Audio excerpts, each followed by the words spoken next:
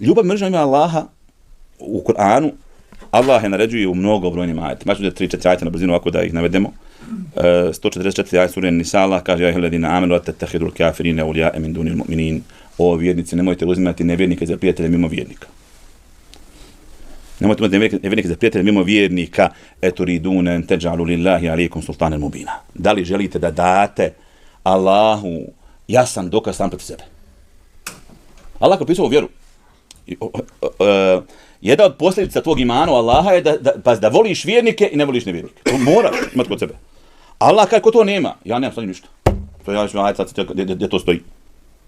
Ko ne voli one moje robove i ne mrzi moje neprijatelje, kaže Allah, ja nemam sa njim ništa.